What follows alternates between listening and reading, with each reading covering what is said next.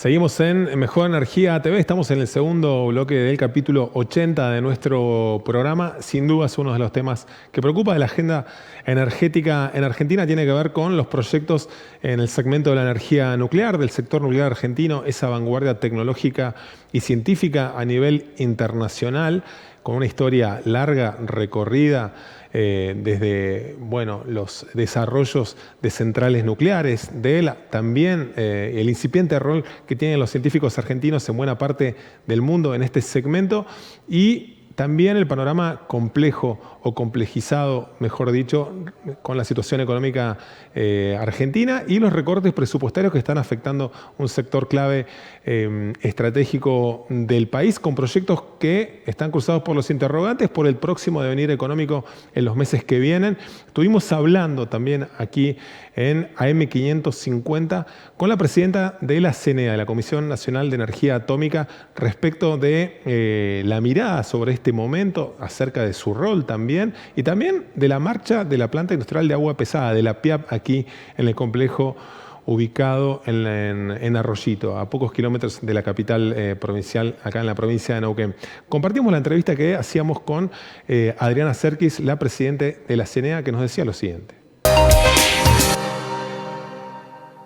Bueno, supongo que no somos una excepción de lo que ocurre en la mayoría de los organismos del Estado.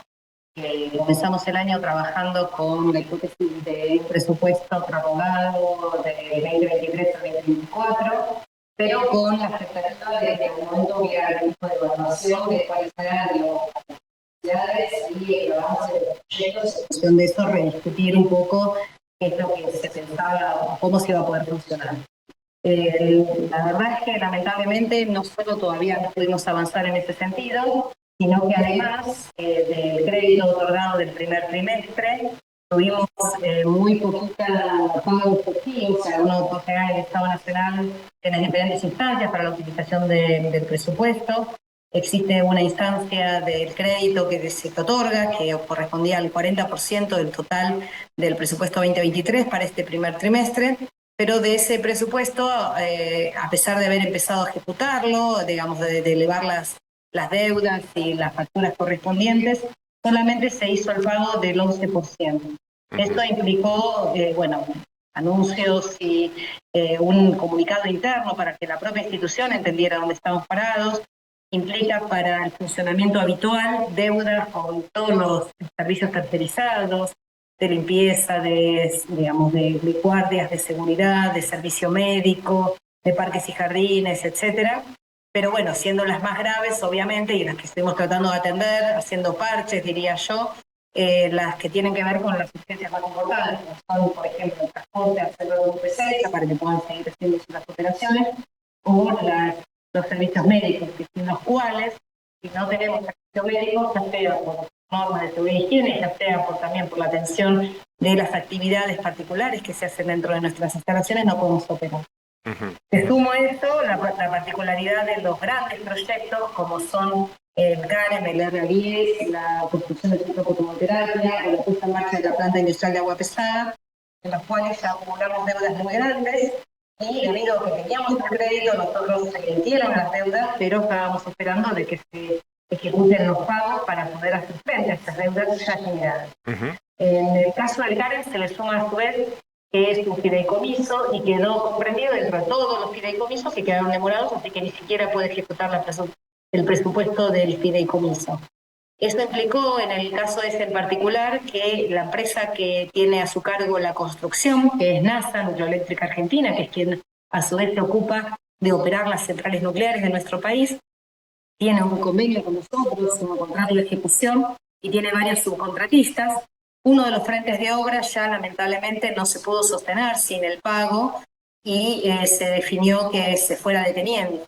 Ese frente de obra, o sea, en este momento hay más de 1.000 personas trabajando en la obra directamente, solo unas 200 dependen de nosotros, el resto son estas contratistas o subcontratistas, y se empezó por el despido de 69 trabajadores que dio lugar a una conciliación obligatoria, pero que si no tenemos una definición del presupuesto no sabemos cómo va a continuar. Claro. Y en el cual se solicitó, digamos, este tema de poder intervenir. Bueno, Traté de resumirlo lo más No, que no, pude, a pesar de que había mucho igual. no, son muchos temas y temas muy profundos básicamente, pero la idea es tener ese pantallazo general y te vamos a preguntar algunas cuestiones puntuales respecto al vínculo o a la definición de esta retracción del presupuesto. ¿Cuál es el interlocutor? Pueden plantear, vemos expresiones públicas todo el tiempo, te hemos escuchado y visto a vos también, algunas notas de parte de la conducción también de la CENEA. ¿Cuál es el pronunciamiento? ¿Van a funcionar con este presupuesto? La verdad es que no tenemos respuesta, entonces digamos, la peor de las respuestas que tenemos es que no sabemos. Ujú, O sea, también yo he dicho, y también es público, que estoy esperando mi reemplazo, y también estamos esperando de que haya una nueva convención de ejecución, ujú. o por lo menos que haya una designación de nuevo presidente y presidenta. Sospecho que va a ser lo primero.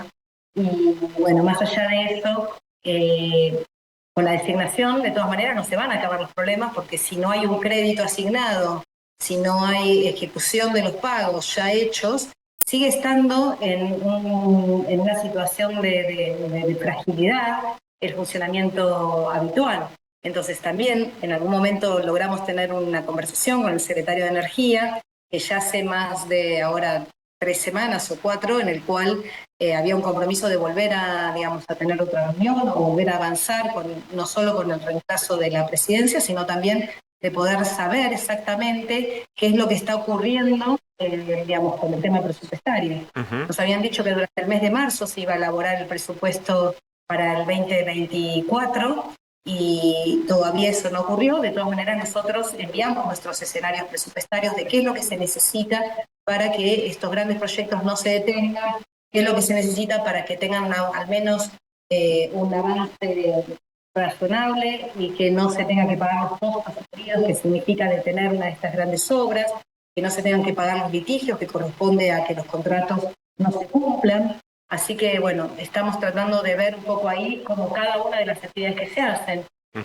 Digamos, bueno, por supuesto preocupan las más inmediatas, ¿no? La que tienen que ver con la producción de radiosónicos, con la atención de salud, con cuestiones que están referidas exactamente a lo concreto, pero también las que son de mediano y largo plazo, como son hipotecar estos grandes proyectos que nos posicionan en el mundo en un lugar muy particular y que esperamos que se sigan haciendo. Claro, claro. Estamos hablando con Adriana Serkis, presidenta de la CENEA. Contale un poco a la audiencia, nos sigue gente especializada en el mundo energético y gente que nos va escuchando en la ruta rumbo a uno u otro lugar aquí en la Nor Patagonia, gente de la ciudad de Neuquén, gente de la provincia de Río Negro, de La Pampa. ¿Cuál es la importancia estratégica del reactor nuclear de potencia CAREM? ¿Qué significa? ¿Qué es atraso grueso, digamos? Bien, a ver, el CAREM es nuestro primer reactor de potencia. Cuando uno habla de reactores nucleares tiene que siempre distinguir aquellos que son capaces de generar electricidad, o sea, un núcleo de electricidad se la suele llamar en general, y aquellos que tienen otros fines, otros propósitos, como son los reactores de investigación o multipropósito, como es el R10 que se está construyendo en Ezeiza también. Esos otros reactores son los que, por ejemplo, exporta INVAP, se ha exportado a varios países. Los últimos más importantes son el caso de Australia y el caso de ahora, que se está construyendo uno en Holanda, uno en Países Bajos, y que, digamos, bueno, el primero de ellos que construyó INVAP fue el RA6 en el Centro Atómico Bariloche. Ujú. Eh, Además de los reactores de investigación, en los cuales ya tenemos bastante éxito y hemos logrado esto, como decía antes, ¿no? Siempre, cada una de estas exportaciones siempre contó con la cooperación y con el trabajo conjunto de la gente de CIMI. El reactor CAREM, en cambio, implica por primera vez poder tener un reactor de potencia, poder mostrar, y es como la frutilla del postre de todo un trabajo de más de 74 años del sector nuclear argentino, es capaz de, digamos, va a ser la primera demostración de que podemos generar un reactor de potencia. Ujú. Y eso no es menor, sobre todo porque además es uno de los más tipos significa que son los que llamamos reactores modulares pequeños, Ujú. o Small Modular Reactors, o SMR en inglés, que son las siglas. Esos reactores existen muchos proyectos en el mundo, más de 80, diría, pero existe un análisis de la Agencia de Energía Nuclear, que depende de la OCDE, o sea, que no es un análisis nuestro, que muestra cómo este proyecto argentino es uno de los más avanzados del mundo. De hecho, analizado entre los 6 primeros, está ahí compitiendo cabeza a cabeza con uno japonés y uno de China. Fíjate que, digamos, los otros reactores, digamos, similares, no han puesto ni siquiera un ladrillo. O sea, son todavía proyectos en papel, como es el proyecto de Estados Unidos, de Inglaterra, etcétera. Es interesante poder contar esto porque esto nos abre una oportunidad de negocio única si logramos terminarlo en tiempo y forma. O sea, si realmente logramos que este mecanismo que se quiere demostrar con su funcionamiento nos abre una posibilidad de que todas las empresas que han participado en este proyecto, que son más de 1000 y que ahora hay más de 160 contratos en marcha, cada una de estas pymes tiene una oportunidad de negocio de seguir produciendo un producto de valor agregado para su exportación muy grande. No solo el reactor, sino también sus partes. Así que me parece que es una oportunidad enorme de poder hacer un desarrollo de más de 5.000 millones de dólares si uno llega a hacer el módulo comercial más grande. ¿Y el plazo de culminación previsto, digamos, para cuándo era? Bien, el plazo de culminación previsto era para el 2028 y de hecho ya el año pasado se había empezado a evaluar que estaba funcionando tan bien el proyecto, estaba adelantando tanto que quizás se estaba empezando a evaluar un cronograma más ajustado, acelerando algunas cosas como para poder todavía adelantarlo un poquito más.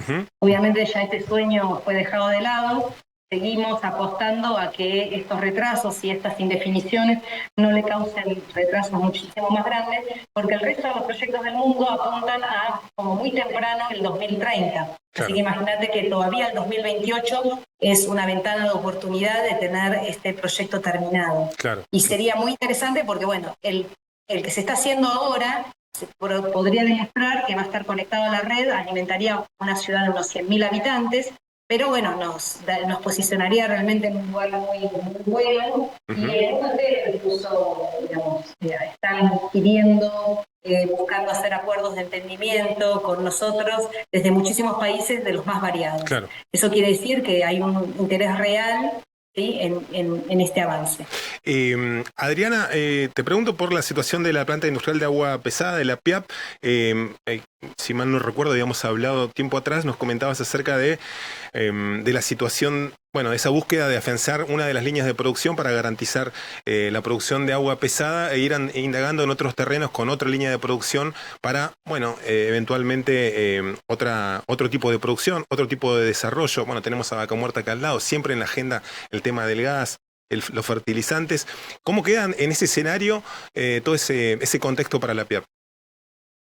Bueno, en principio quiero decir que para el tema de la puesta en marcha de una de las líneas se había firmado un convenio, o se firmó un convenio el año pasado, en mayo, que busca que para junio del año que viene, en 25 meses, ya pueda estar lista la planta para comenzar a operar en la producción de agua pesada.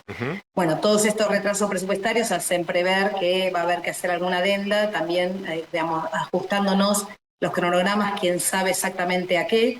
Y se les presentó, igual que con todos los otros proyectos, que con el CAREN, el reactor multipropósito, etcétera, la Secretaría de Energía, cuál era el plan de trabajo que se pretendía con este proyecto, cuál es la inversión que se necesita terminar de hacer para que pueda ser un negocio en cuanto no solo a la provisión a nuestras propias centrales de agua pesada, sino también a otras empresas del exterior, de Corea, de China y particularmente de Canadá, están muy interesados en este insumo. En este momento, digamos, estamos solamente pudiendo sostener la línea de mantenimiento. Hay, digamos, desde hace ya este año poco avance en todo lo que es la puesta en marcha debido a los problemas presupuestarios. Y me gustaría que, en conjunto con la provincia de Neuquén, el gobierno nacional pueda tomar una definición de quién y cómo hacemos la inversión para que esto suceda, porque la verdad es que depender de que este insumo se tenga que proveer desde el exterior es muy grave, porque en este momento solamente la India está vendiendo. Y Canadá, estamos tratando de avanzar en un acuerdo de entendimiento con Canadá para poder evaluar incluso si ellos están interesados en hacer una inversión en la planta. Bueno, estamos ahí en el medio de eso. Digamos, ir pensando también en la segunda línea como la parte de fertilizantes. Yo siempre digo que hasta que no esté una de las líneas funcionando, lo otro es muy difícil, muy complejo. Y se nos va a costar muchísimo poder... ¿Por qué? ¿Por la cuestión económica, financiera? ¿Por la cuestión financiera? ¿Cómo? ¿Por la cuestión financiera o hay algún otro tipo de dificultad? No, principalmente es una cuestión financiera. La verdad que técnicamente digamos, en la planta todavía está muy bien, Ujú. pero bueno, siempre hay que hacer los controles siendo tan compleja y teniendo tantas variantes. Es bastante importante que se pueda hacer seriamente. Yo creo que digamos, quienes están tomando el trabajo en la planta lo están haciendo. Y bueno, estamos ahí tratando de ver cómo realmente eso se concreta para poder dar lugar a estas otras opciones también, como vos mencionabas. Clarísimo. Adriana, te agradecemos muchísimo, bueno, estos minutos y bueno, poder tener de primera mano un pantallazo tan claro y tan completo del contexto actual ahí en la Comisión Nacional de Energía Atómica y esta tecnología de vanguardia también de aquí en la República Argentina. Muchas gracias, ¿eh? No, muchas gracias a ustedes. Déjame de poner frutilla del postre, que es que nuestro mayor temor es la pérdida del Claro, personal calificado que lleva después tantísimos años volver a formar. está Muchas pasando, está gracias y bueno pasando, por el aviso. está pasando, te pregunto, ¿se está yendo gente? Sí, se está yendo gente, hay gente renunciando, no te diría a diario, pero sí, lamentablemente ya recibido muchas renuncias, así que si bien nosotros no hemos tenido despidos directos, de nuestra parte, como sí quizás en las contratistas de las obras grandes, la verdad es que estamos teniendo pérdida de personal directamente, no hace falta que los echen, se van solos porque tienen grandes oportunidades en otros lados. Bien, ahí pasaba Adriana Serkis, la presidenta de la Comisión Nacional de Energía Atómica, referenciando el panorama de un sector estratégico para Argentina, cruzado por los interrogantes de este ciclo económico aquí en la República Argentina. Vamos a hablar ahora de la política acá en la provincia de Neuquén, aquella sobre la que nos viven preguntando desde diferentes puntos del país, de buena parte del mundo también, mirando esa provincia estratégica para el desarrollo de Vaca Muerta, con la realidad económica también de este momento del gobierno de Rolando Figueroa, el gobernador que asumió el 10 de diciembre pasado y que transita ese primer tramo de su gobierno, también sobrellevando las dificultades económicas que impone el actual ciclo nacional, con la retracción de partidas del Estado nacional, pero también con esa posibilidad adicional que le otorga a Vaca Muerta a la provincia de Neuquén de tener algunos parámetros respecto de la cuestión financiera, de cómo se financian esas obras de infraestructura que van a ser vitales para el desarrollo de Vaca Muerta, pero también y sobre todo para el desarrollo de la población creciente aquí en la provincia de Neuquén. Estuvimos hablando también con diputados de la provincia de Neuquén, que fueron los que recibieron el pedido de autorización para emitir deuda por $500 millones. Una de esas entrevistas tuvo como protagonista a Claudio Domínguez, diputado provincial del Movimiento Popular Neuquino, que se expresó acerca de ese debate en comisiones de un proyecto que va a tener que ser validado también en una sesión aquí en el recinto legislativo, aquí en la ciudad de Neuquén. Compartimos con ustedes la entrevista que hacíamos el mejor de tarde en AM550 con el diputado provincial del MPN, Claudio Domínguez. Lo que acá sucedió fue que se venía ejecutando unas 390 obras. Esas 390 obras venían financiadas por el gobierno nacional y debido a que el gobierno nacional, que es de público conocimiento, no envía más dinero a las provincias para hacer obras, esas obras quedaron paradas. Claro. Entonces tenés dos opciones acá. O dejás las obras paradas y abandonadas, o las reactivás, ¿no? Claro. Entonces, lo que se hace acá, la opción que tomó el Ejecutivo acertada, es continuar y terminar con esas obras que se habían comenzado en la gestión anterior. Uh-huh. Y además, obras nuevas, o sea, un paquete de obras nuevas. Pero el 80% de las obras que se financian con este endeudamiento son obras que se comenzaron en la gestión anterior, que se pararon y que se rompió la ecuación económica porque el gobierno nacional no envía más un peso. Claro. Pero ¿cómo definirías yo en el arranque del programa hablaba un poquito de esto de, porque la garantía acá son las regalías en parte, ¿no? De la garantía de pago, digo, de esta toma de crédito. Sí, tal cual. Uh-huh. Ahora, nosotros tenemos que ver algo. cuando uno toma un endeudamiento, un préstamo, primero si la provincia tiene capacidad de pago o no. Claro. La provincia tiene capacidad de pago. La provincia hoy tiene en un fondo anticíclico 44 millones de dólares que dejó la gestión anterior. En ese fondo anticíclico ingresan a la provincia 8 millones de dólares por mes.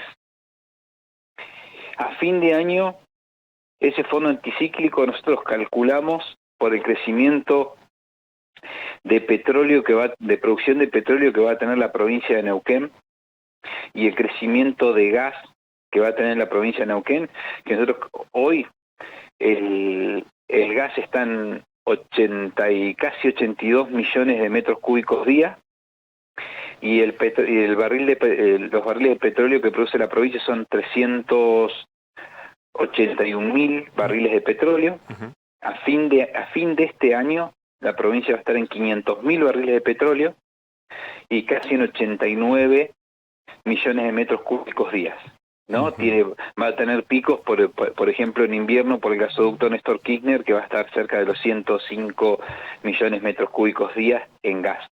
Claro. Eso le da previsibilidad a la provincia.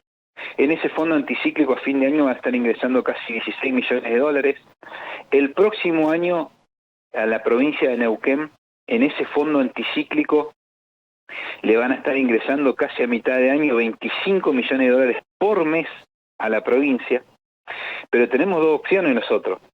O gastamos el fondo anticíclico, o lo reservamos al fondo anticíclico para empezar a pagar deuda el próximo año, o por si tenemos algún evento como fue el de la pandemia, o algún desequilibrio económico que puede suceder.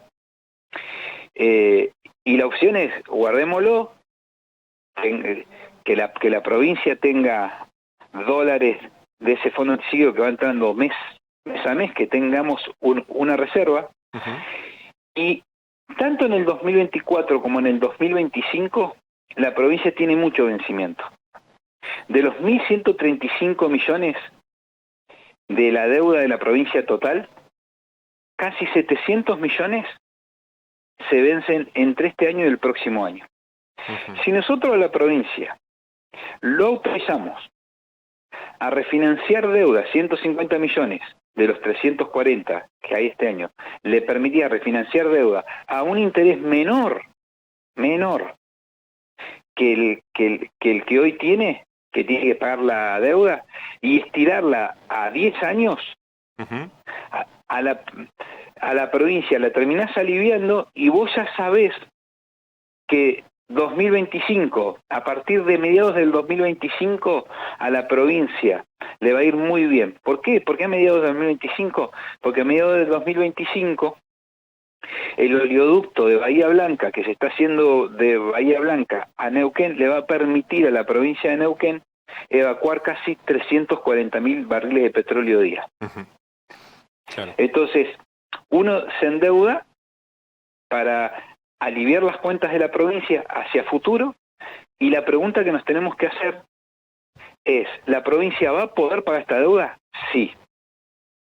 La provincia, lo que vos le haces ahora es aliviarla en cuanto a deuda, en cuanto a vencimiento de deuda, y además, con los 350 millones de dólares, lo que vos haces es continuar esa obra que está parada, y que el vecino tal vez veía que ya le estaba llegando el gas y se le quedó parado, el agua y se le quedó parado, o le estaban haciendo la escuela y quedó en un 30, en un 40%, en algunos lugares en un 60%, salitas de salud que quedaron en un 80%, y que es necesario terminar esa obra.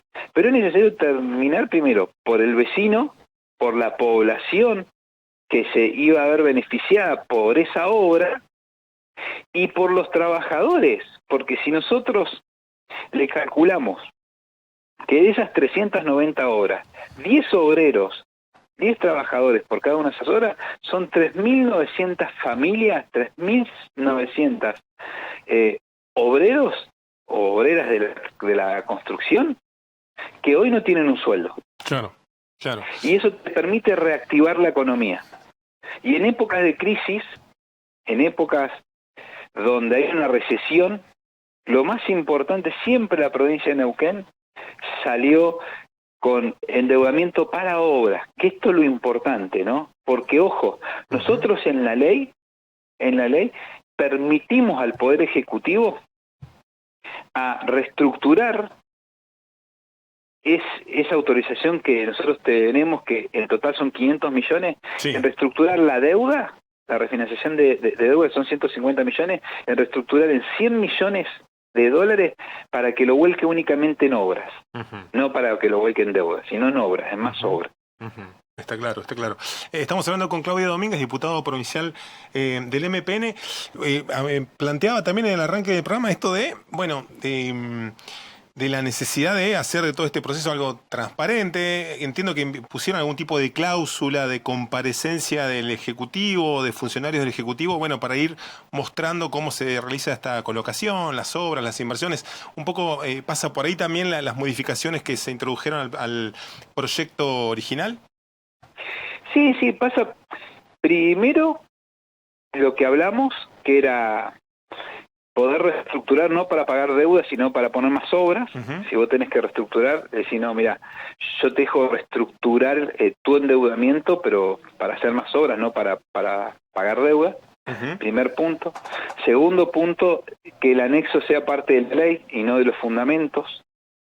Se agregaron algunas obras en determinadas localidades, como en Neuminé, en Villa Langostura, en San Martín de los Andes, en Loncopué, en Neuquén, en Plotier, se agregaron algunas obras. Lo que sí tenemos que entender es que la colocación no es que el anexo se va a hacer todo, porque si no le estamos mintiendo a la gente. Cuando el Ejecutivo Provincial va a un organismo internacional de crédito, lo que primero le pide son los proyectos ejecutivos. Sí. Vos podés tener todos los proyectos ejecutivos que están en el anexo, donde tiene que empezar a trabajar el Estado provincial en comenzar a tener todos esos proyectos. Sí. Los envía a los distintos organismos internacionales de crédito, que la mayoría tienen tasas subsidiadas, y a medida que se van aprobando esos proyectos de obra nueva, no de la obra vieja, de la obra vieja ya está en ejecución, a medida que se van autorizando esos proyectos, algunos van a salir y otros no, porque le van pidiendo determinados requisitos. Estudio de impacto ambiental, en el caso de algunas rutas, si pasa alguna comunidad que participe en la comunidad, etcétera, etcétera. Exacto, consultas previas. Después, otra cosa que se le agrega tiene que ver justamente con el Ejecutivo enviar cada 120 días un informe a la legislatura cómo se van colocando, porque no es que yo te autorizo a 500 millones y vos mañana lo colocás. Primero necesitas una autorización de nación. Esa autorización puede ser total o parcial. Y una vez que vos tenés, lo ideal es que la provincia lo vaya colocando en etapas. Por ejemplo, si vos estás haciendo una ruta, no colocás toda la deuda de esa hora en inmediata, sino lo vas haciendo en etapas. Ahí pasaba Claudio Domínguez, el legislador neuquino, haciendo un paneo de los principales números respecto de los fundamentos de la toma de deuda que está impulsando Rolando Figueroa, el gobernador neuquino. Bueno, y cómo tiene Neuquén algunas posibilidades respecto de esa toma de deuda por 500 millones de dólares, con números importantes también respecto de las regalías, de la proyección de crecimiento del petróleo y del gas que, bueno, permiten acaso transitar de un mejor modo el cumplimiento de esos créditos, de esas líneas crediticias que tramita en la legislatura el Estado provincial. Llegamos así de este modo al final de nuestro capítulo 80. Hemos hablado de la agenda de Vaca Muerta en el mundo PYME, hemos hablado también del sector estratégico para la República Argentina, que es el sector nuclear, acuciado de fondos también con esos proyectos muy, pero muy importantes que permitirían acaso también incursionar en el mercado exportador con tecnología de vanguardia. Y ahora último también en ese paneo que hicimos en la legislatura provincial con el rebote que tuvo el pedido que estuvo haciendo el gobernador Rolo Figueroa para fondos frescos, para salir a tomar deuda, para financiar en buena medida obras de infraestructura y, bueno, por supuesto, cumplir con los compromisos de deuda. Ha sido un gusto compartir estos 60 minutos con nuestra mirada, nuestro enfoque del sector energético argentino desde aquí, a unos pocos kilómetros de los principales bloques productores de vaca muerta. Vamos a estar, por supuesto, subiendo este contenido a nuestra plataforma mejorenergia.com.ar, donde tienen el apartado también con todos los capítulos anteriores. Estamos, como les decía, terminando nuestro capítulo 80. Los esperamos en la próxima edición, que va a ser el próximo miércoles desde las 21 a través de cn247.tv, si estás afuera de la provincia de Neuquén o Río Negro, y si no, en los servidores de cable locales también que levantan la señal de Priva Multimedios. La otra opción, como te decía hace unos instantes, es mejorenergia.com.ar, donde pueden asistir al resto de los programas y los capítulos anteriores con, bueno, nuestra mirada del mundo oil and gas, de la minería, de las renovables, de este momento del sector energético aquí en la República Argentina. Muchísimas gracias por estar del otro lado. La seguimos en la próxima.